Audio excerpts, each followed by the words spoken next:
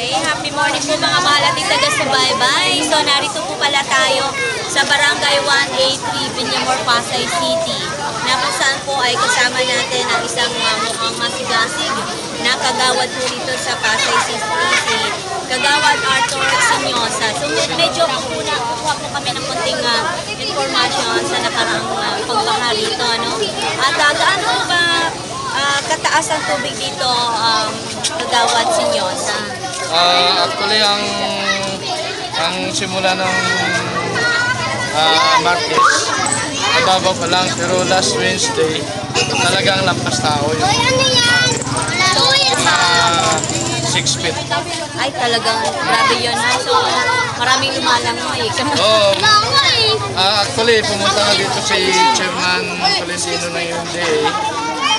Kasama rin si Mayor Calixto.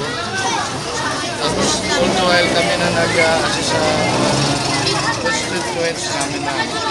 Sino po yung chairman natin?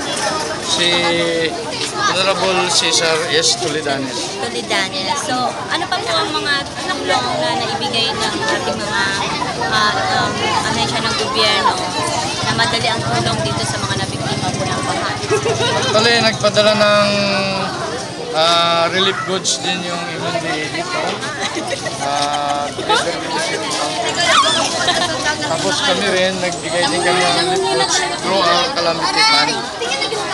And then, yung dispatch namin yung rubber boat, yung fire brigade namin, Barangay Tanod, at saka yung recovery team namin, saka rescue team.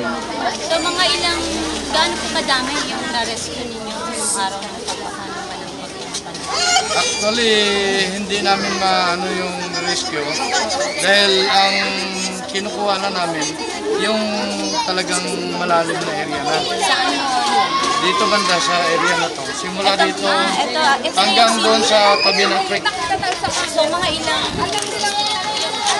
17, 19, 21, 23, 25, 26, 27, at 27, 29, 31. Hanggang 31. Mula 17 hanggang 31. So, lubog talaga sa baha ng Pasay. Ngayon, nagkasya naman yung inyong mga kagamitan para sa pag-rescue. Ang mga ano namin sa barangay, ang aming mga rubber boats sa